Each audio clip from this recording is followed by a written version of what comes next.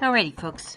We're going to start with part two: slavery and abolitionism in New England. I almost said New Zealand. Ha! Funny. Don't know. Don't know much about New Zealand and slavery. Alrighty. I'm on page 10, and we're going to go through this. We're going to answer question number 1. How is the status of an enslaved person different from an indentured servant? You could probably do that one from memory since we talked about it before spring break, before the coronavirus quarantine happened.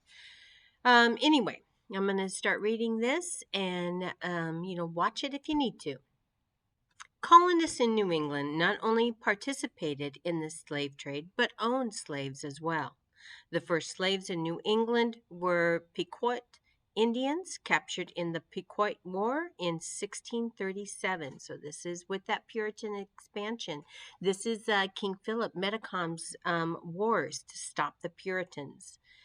The women were kept in New England as slaves, while the men were transported to the Caribbean and exchanged for Africans. Again, remember that because they know the land, because they speak the languages of other tribes, Native Americans are going to be able to resist slavery in North America, but not in the Caribbean.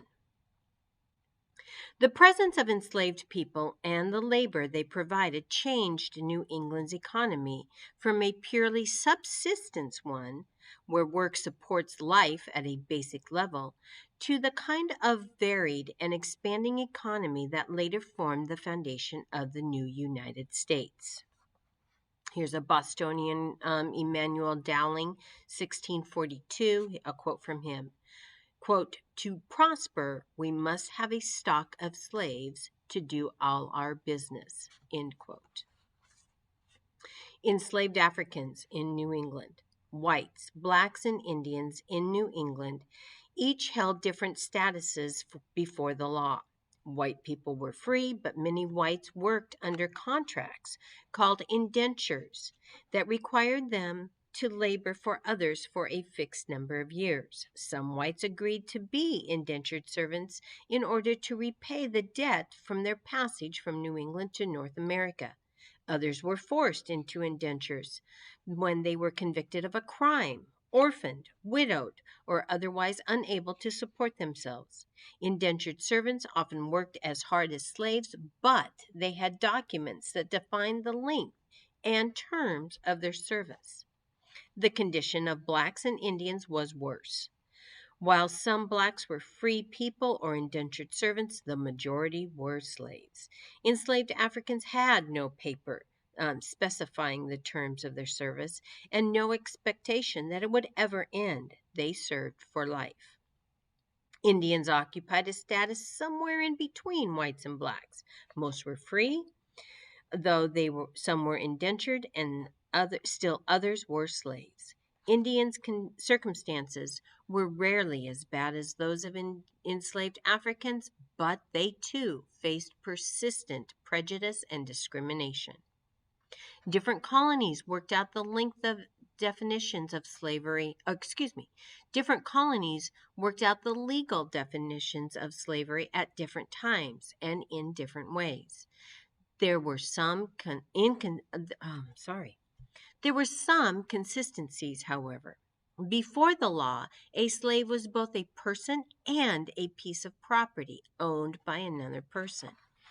That's why we get the 3/5 compromise, right?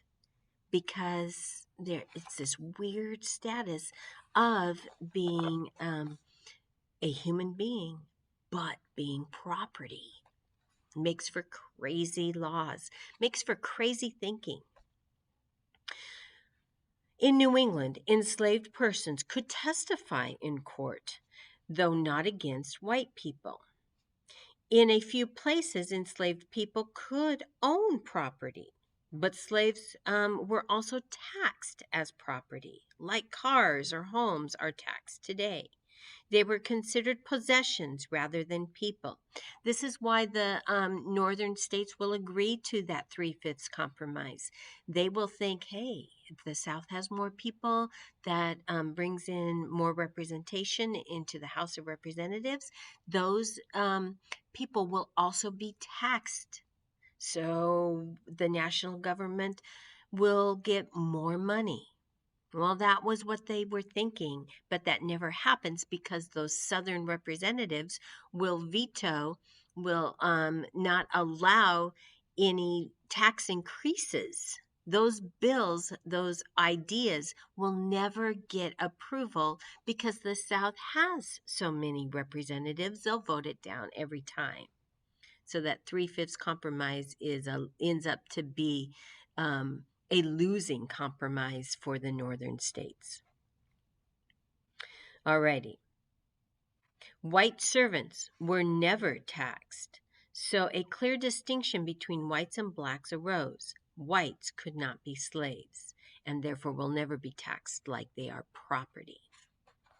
Okay, that will answer question number 1. How is the status of enslaved person different than an indentured servant? It basically boils down to you have a legal document if you are an indentured servant that states the terms of your indentureship and when it will end. Nothing like that happens for enslaved people. And enslaved people are considered property. Indentured servants are not. Alrighty, so now question number 2 is list 3 characteristics that whites used to describe enslaved people in New England. Here we go with that section. How did whites in New England view slaves? Over the course of the 17th and early 18th century, a distinct set of assumptions and ideas about African people began to emerge in New England. I'm going to end it here. You can hear my phone ringing. This will just be a short video.